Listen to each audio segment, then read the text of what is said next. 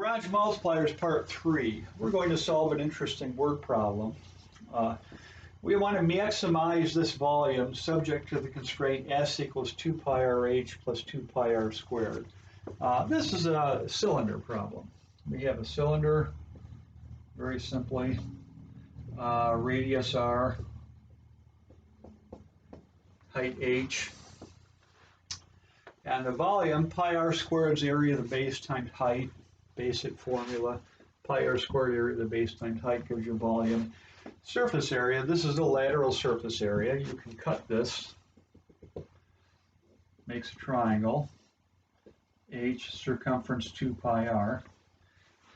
And then 2 pi R squared, that's pi R squared for the top, pi R squared for the bottom. And that's what we get. So we'll see what the interesting relationship is here. So there's certain ratios of these dimensions that play out with these max-min problems.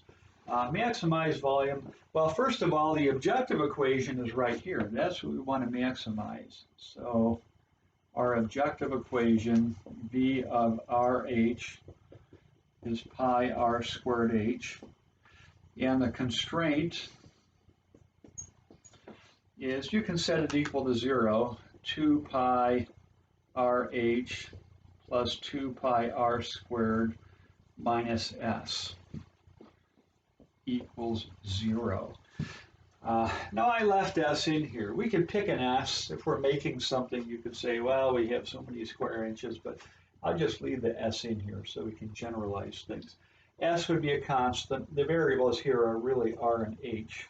So our Lagrange equation, F of R H lambda, is the objective pi R squared H minus lambda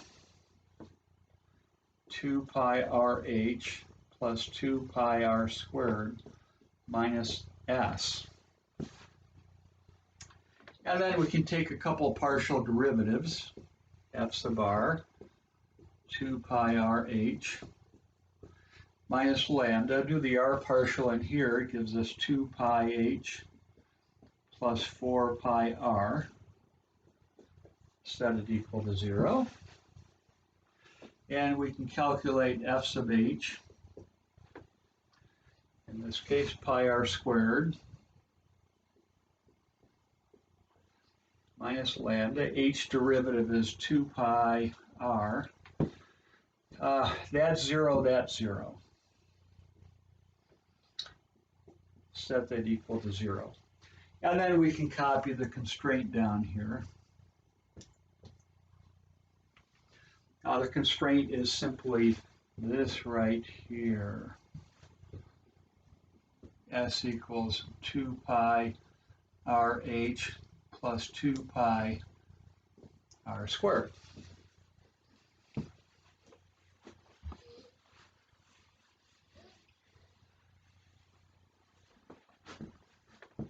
Now these two equations, you can solve for lambda in both cases. In this case, you get lambda is equal to 2 pi RH divided by 2 pi H plus 4 pi R. And you can do a quick simplification for that if you think about it. You could factor 2 pi out, cancel. You get RH over H plus 2R. Now here we can simplify, or we can solve for lambda. We get pi R squared divided by 2 pi R. And again, we can simplify that. So one of the R's cancel, the pi's cancel, and we end up getting R divided by 2. Now we can set these two equal, and we get R over 2 is equal to RH over H plus 2R.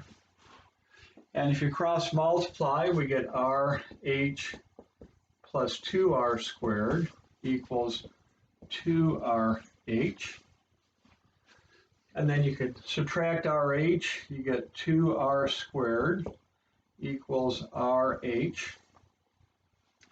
And you can divide an R out, you get 2R equals H.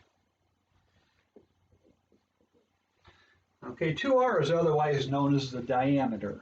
So the diameter equals the height. Basically, this dimension equals that dimension. The side profile would be a square. 2R is this, and H is this. Okay, and now we want to maximize the volume.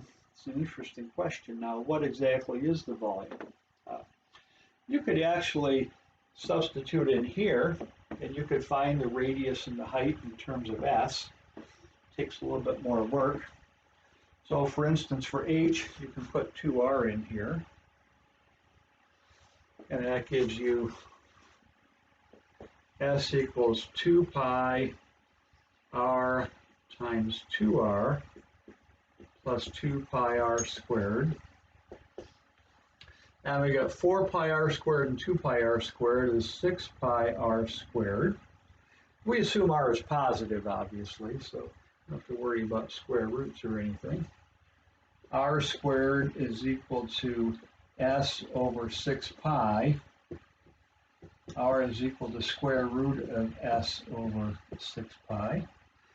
And now H is twice that.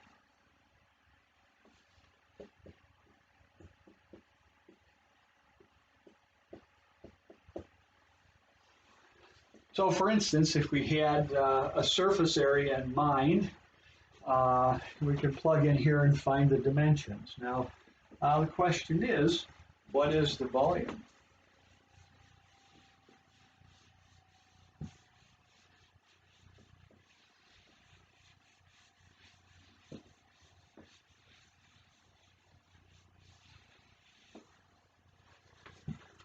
Well, the volume is equal to pi.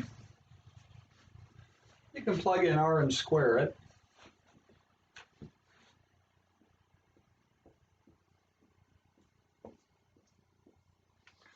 And then you can plug in H.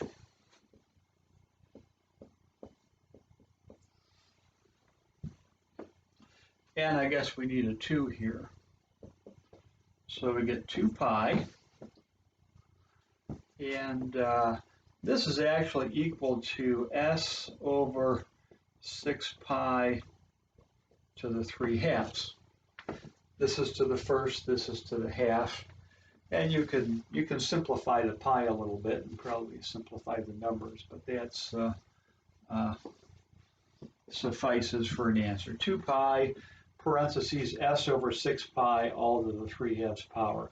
That's what the actual volume would be. So these would be the dimensions. The important thing is H equals 2R. If you take the top off of this, believe it or not, it's interesting. An open cylinder,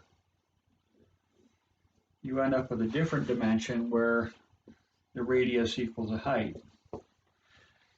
So that's kind of like a Campbell soup can, for instance. It's shorter and squattier. And this is like a big 10-pound can of beans that sits on the shelf. So, okay, that's all for part 3.